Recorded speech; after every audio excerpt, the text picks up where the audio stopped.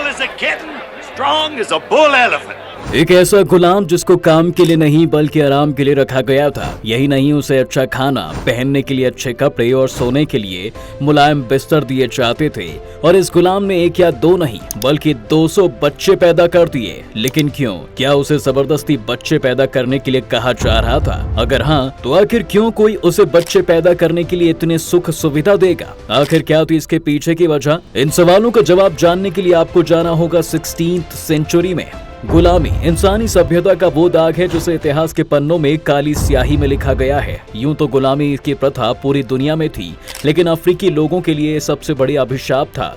गुलामों के नाम पर इन्हें सबसे ज्यादा खरीदा गया और इन्हें दुनिया के अलग अलग हिस्सों में ले जाया गया। यही कारण रहा कि आज भी अफ्रीका के लोग आपको दुनिया के कई हिस्सों में मिल जाएंगे। ऐसा ही ब्राजील में हुआ था। दरअसल 1532 का साल था। अफ्रीका से चलकर एक जहाज ब्राजील पहुंचता है और यहीं से ब्राजील में अफ्रीकी गुलामों के आने का सिलसिला शुरू हो जाता है, जो कि काफी लंबे समय तक चलता रहता है। बताया जाता है कि करीब 1 करोड़ इंसानों को इस बीच खरीदा जाता है। किसी सामान की तरह इनकी बोली लगाई जाती थी। जैसे कोई दुकानदार अपनी चीजों पर बार बार कपड़ा मारता है ताकि वह चीज नई लगे, ऐसा ही कुछ इन अफ्रीकी लोगों के साथ किया जाता था। इनके दांत पर पॉलिश की जाती थी, शरीर पर तेल लगाया जाता था जिससे वे हेल्दी दिखें और ज्यादा दम मिले। ब्राजील में लाए गए अफ्रीकी लोगों को पीस कहा जाता था। दोस्तों, यूं तो अक्सर महिला गुलामों की कीमत सबसे ज्यादा होती है, लेकिन यहाँ पर महिलाओं से ज्यादा पुरुष गुलामों की कीमत ज्यादा थी। 12 से 30 साल के पुरुषों को युवा के तौर पर गिना जाता था और उससे बिना रुके 14 से 15 घंटे तक काम कराया जाता था। सुबह 6 बजे से रात 10 बजे तक काम और सिर्फ काम। गुलाम बनाए गए लोगों से इतना काम कराया जाता था कि वो 35 साल की उम्र में ही बूढ़े दिखने लगते थे। लेकिन इन गुलामों के बीच यहाँ पर एक ऐसा शख्स भी था जिसका स्पेशल ध्यान रखा जाता था और उससे कोई भी काम नहीं कराया जाता था। इस शख्स का नाम था रोके जोस फ्लोरेंसियो, जिसे आगे चलकर पाटा सेका के नाम से जाना जाता है। पाटा की कहानी बाकी गुलामों से बिल्कुल अलग है, जिसका एक ही काम था अपने मालिक के लिए नए गुलाम पैदा करना। बात उस वक्त की है जब 18th सेंचुरी में पूरी दुनिया में कॉफी का बाजार तेजी से फैल रहा था और डिमांड को पूरा करने के लिए जरूरत थी ज्यादा से ज्यादा मजदूरों की। ऐसे में अफ्रीकी लोगों को तेजी से गुलाम बनाया जा रहा था और बंधुआ मजदूरों यानी कि गुलामों की संख्या भी तेजी से बढ़ रही थी।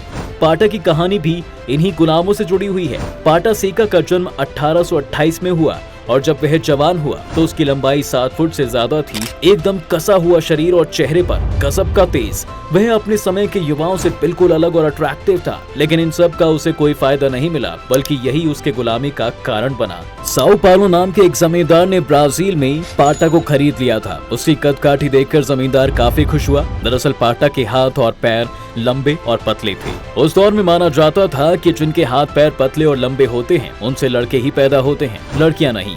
जमींदार की खुशी की वजह यही थी। वह चाहता था कि पाटा उसके लिए गुलाम पैदा करे, यानी वह औरतों के साथ फिजिकल रिलेशन बनाए और उस जमींदार किसान के बागानों के लिए ज्यादा से ज्यादा मजदूर पैदा करे। उसने पाटा के सिर्फ 2 ही काम किए। एक तो उसे ज्यादा से ज्यादा महिलाओं के साथ रिलेशन होते थे और दूसरा उसके घोड़ों का ध्यान रखना होता था। कहा जाता है कि पाटा को एक ही दिन में दर्जनों महिलाओं के साथ कई बार रिलेशन बनाने के लिए मजबूर किया जाता था। इन महिलाओं के साथ रिलेशन बनाकर पाटा ने अपने जमींदार के लिए करीब 200 से ज्यादा बच्चे पैदा किए। इन बच्चों में से एक कुछ को जमींदार ने अपने फायदे के लिए बेच दिया तो कुछ वहीं बागान में मजदूर बन गए। पाटा सेका की रेगुलर जांच होती थी, उसे अच्छा खाना खिलाया जाता था। बिल्कुल एक जानवर की तरह उसे ब्रीडर के रूप में काम पर लगाया गया। पाटा सेका ने अपनी पूरी जिंदगी में कितनी महिलाओं से फिजिकल रिलेशन बनाए इसका कोई ठीक आंकड़ा नहीं मिलता था, लेकिन इसकी संख्या भी सैकड़ों में जरूर रही होगी। दोस्तों, साल 1888 में ब्राजील में दास प्रथा का अंत हुआ। इसके साथ ही पाटा को भी इस गुलामी से आजादी मिल गई। पाटा ने अपनी नई जिंदगी की शुरुआत की। उन्हें एक दिन झाड़ू लगाती एक लड़की मिली जिसकी खूबसूरती ने पाटा को दीवाना बना दिया। वह उसके ख्यालों में हमेशा खोया रहता था। एक दिन वह उसके पास शादी का प्रपोजल लेके पहुंचा। लड़की ने भी हामी भर दी, जिसके बाद दोनों ने शादी कर ली। शादी के बाद दोनों के 9 बच्चे पैदा हुए थे। जमींदार से मिली जमीन पर उन्होंने खेती की और अपने परिवार को पाला। साल 1958 में 130 साल की उम्र में पाटा सेका की मौत हो जाती है। उनकी फैमिली आज भी पाटा सेका की लेगेसी को बचाए हुए है। पाटा सेका की मौत के 65 साल बाद भी वे लोग अपने वंशजों को ढूंढ रहे हैं। एक अनुमान के मुताबिक सेंट्रा यूडोक्सिया जिले की लगभग 30% की आबादी पाटा सेका की ही अगली जनरेशन है। दोस्तों, पाटा सेका के समान ही एक कहानी रेंटी की है, जो पाटा सेका की तरह ही हट्टा कट्टा था। उसके मालिक ने उसे खरीद वर्जीनिया के एक बागान में लाया और वहाँ उससे बच्चे पैदा करने का काम दिया, जिससे कि ज्यादा से ज्यादा गुलाम पैदा हो सके। बताया जाता है कि उसने अपनी जिंदगी भर में करीब 100 से अधिक बच्चे पैदा किए, लेकिन इसके बाद भी रेंटी को अपमान का सामना करना पड़ता था। उसे अपने बच्चों के पास भी जाने को नहीं दिया जाता था। उसकी आंखों के सामने उनके बच्चों को गुलामी के लिए बेच दिया जाता था। अफ्रीकी गुलामों के साथ हुए जुल्म की कई कहानी है। एक कहानी हेनरिएटा लैक्स की भी है, जो एक ब्लैक महिला थी जिसे 1951 में सर्वाइकल कैंसर का पता चला था। जब वो हॉस्पिटल में अपना इलाज कराने गई तो बिना उससे या उसके परिवार से पूछे डॉक्टरों ने उसका ट्यूमर सेल का एक सैंपल ले लिया, जिसका उपयोग हेला सेल्स बनाने के लिए किया गया। हेला सेल से ही पोलियो वैक्सीन बनाने में मदद मिली, लेकिन उनके इस योगदान के लिए कभी उसे कंपेंसेशन या क्रेडिट नहीं दिया जाता है। बताया जाता है कि ईस्ट अफ्रीका से गुलामों का बिजनेस 17th सेंचुरी में तेजी से फैला। बहुत सारे बिजनेसमैन जंजीबार में रहने लगे। स्वाहिली तट पर होने वाले बिजनेस के चलते जंजीबार आइलैंड की इंपॉर्टेंस बढ़ने लगी थी। यही वजह रही कि सामान के इंपोर्ट और एक्सपोर्ट के बाद ये जगह गुलामों के इंपोर्ट एक्सपोर्ट का सेंटर बन गया। यहाँ से कितने इंसानों को गुलाम बनाकर दूसरे देश ले जाया गया, इसके बारे में कोई ठोस आंकड़ा तो नहीं है, सिर्फ अनुमान ही लगाया जा सकता है। इसकी एक बड़ी वजह है कि अधिकांश गुलाम मारे जाते थे। बताया जाता है कि वैज्ञानिकों के मुताबिक 4 में से 3 गुलाम तो बाजार में बेचे जाने से पहले ही मर जाया करते थे। इसकी वजह अक्सर भूख, बीमारी और लंबी यात्रा करने की वजह से हुई थकावट हुआ करती थी। पाटा सेका और उनके जैसे अफ्रीकी लोगों पर हुए जुर्म की कहानी एक डीएनए रिसर्च से भी साबित होती है। दरअसल बीबीसी में छपी एक रिपोर्ट के अनुसार 1515 से लेकर 19th सेंचुरी के मिड तक 1 करोड़ 25 लाख से ज्यादा अफ्रीकी लोगों की खरीद फरोख्त हुई थी। इस स्टडी में बताया जाता है कि गुलाम बनाकर लाए गए लोगों को बच्चा पैदा करने के लिए मजबूर किया जाता था, ताकि ट्रांस अटलांटिक ट्रेड पर तकरीबन लगाम लगने के बाद गुलामों की आबादी बरकरार रहे। पाटा सेका की मौत भले ही ब्राजील से गुलामी का दौर बीतने के बाद की घटना हो, लेकिन ब्राजील में दास प्रथा अब भी बरकरार है। बताया जाता है कि ब्राजील में गुलामी जैसे हालातों से निकलने वाले मजदूरों की संख्या में पिछले 2 सालों में दोगुनी से अधिक हो गई है। साल 2020 में यह आंकड़ा 936 था, जो साल 2022 में बढ़कर 2075 हो गया। इसी साल फरवरी महीने में पुलिस ने एक ऑपरेशन चलाकर 207 लोगों को आजाद कराया था।